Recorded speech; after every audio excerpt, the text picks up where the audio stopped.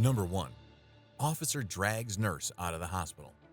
On July 26, 2017, a 43-year-old man named William Gray, rendered unconscious from a severe car accident in Cache County, was admitted to Salt Lake City University Hospital in Utah.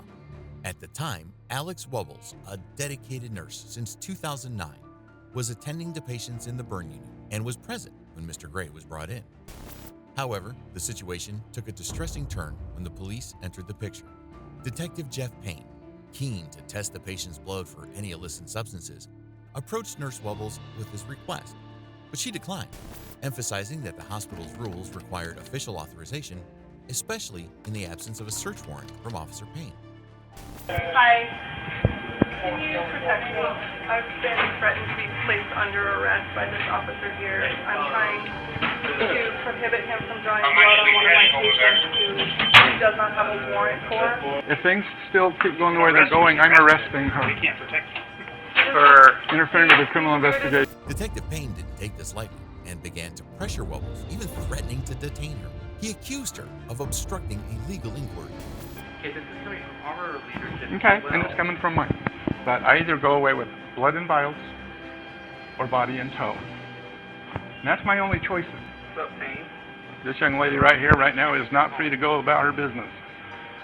Per watch command, if she does not allow me to go get a blood draw from a guy up in the burn unit, she's going to jail. Wubbles, trying to mediate the situation, explained she was only following her professional duties and that there was no need for aggression.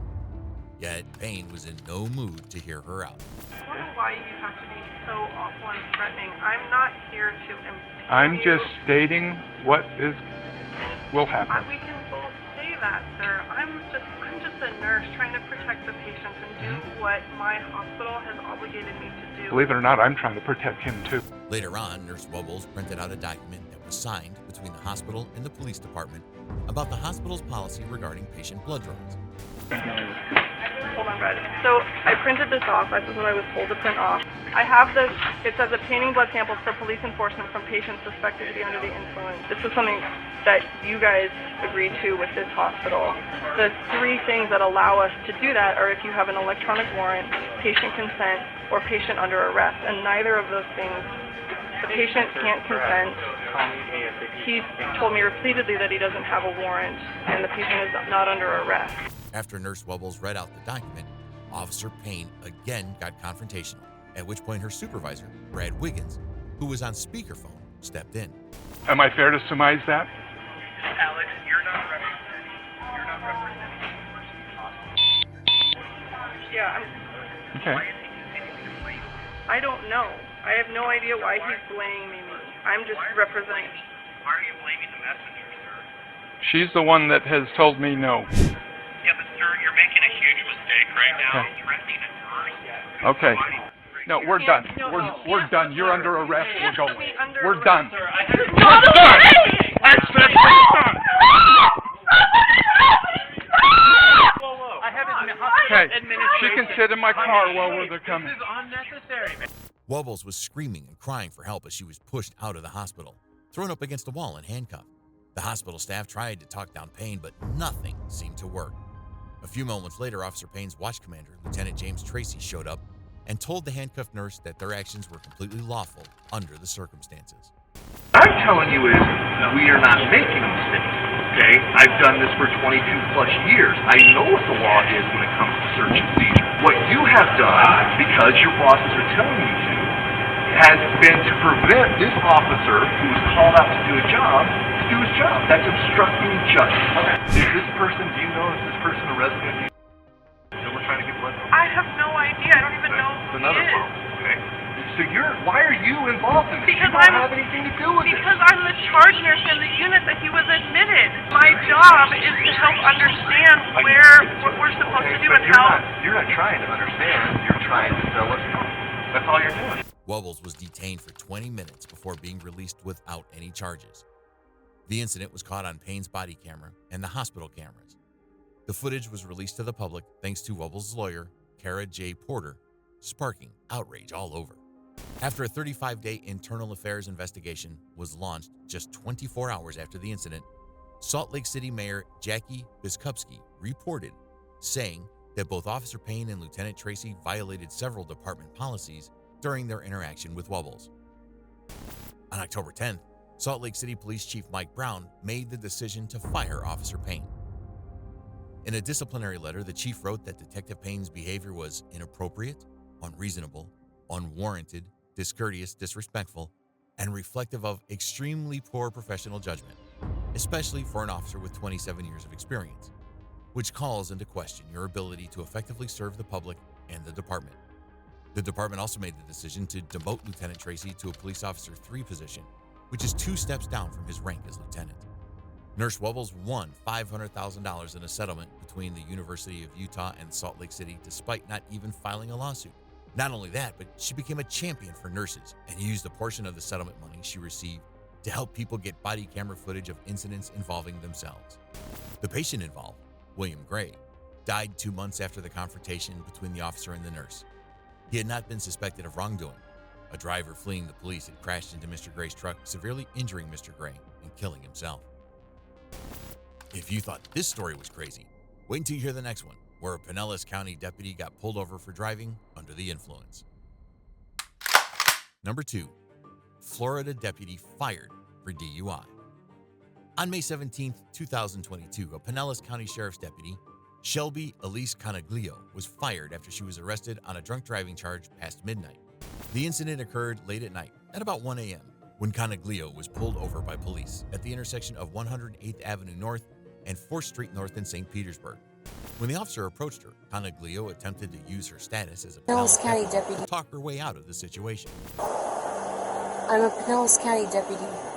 Okay. Do you have your license registration?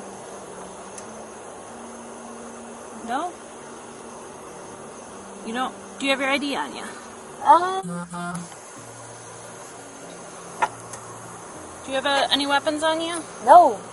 As Canaglio looked around for something to identify herself with, the officer explained to her why she got pulled over.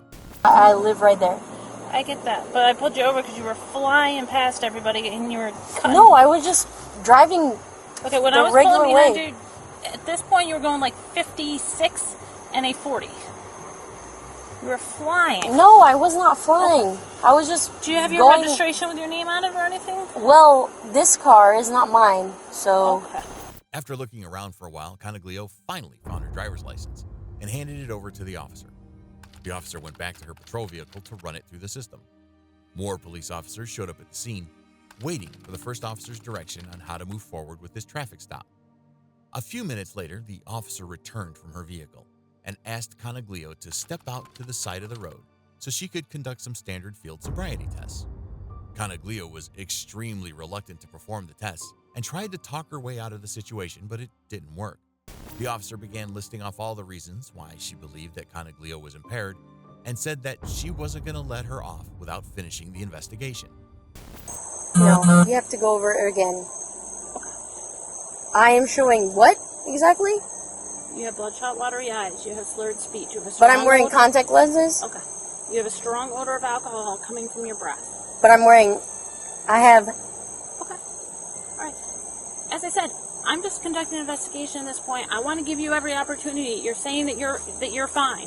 I want to give you every opportunity to show me that. There's no way in hell. Seeing that the officer was not backing off, Canaglio finally gave in and agreed to the sobriety test, but the results were not convincing. All you have to do is just stand with your feet together and arms down at your sides. So what I'm going to do is follow this red light with your eyes. Oh, careful. That is... Light with your eyes. Oh, careful. That is... Okay. What I'm going to have you do is follow it with your eyes and your eyes only. I don't want you to move your head at all, okay? If your shoes are bothering you, you can take them off. That's too fast. Careful. Alright. Then you come up, step up to this line. You ready? Canaglio was eventually requested to undergo a breathalyzer test. The findings validated the officer's initial concerns. Her blood alcohol level was notably higher than the legal threshold of 0.08, clocking in at 0.15 or even more. This led to Canaglio's arrest on charges of driving under the influence. In Florida, it's a given that if your BAC is 0.08 or above, you're considered unfit to be behind the wheel. With Coneglio's BAC nearly doubling that, it underscored the gravity of her decision to drive. After her arrest, her association with the Pinellas County Sheriff's Office promptly ended, in line with the department's standard procedure. However, her transfer to the Pinellas County Jail went without any problems, and she was let go on her own recognizance by the next Tuesday. If you want to watch more videos of cops facing the consequences of their actions, please subscribe to the channel.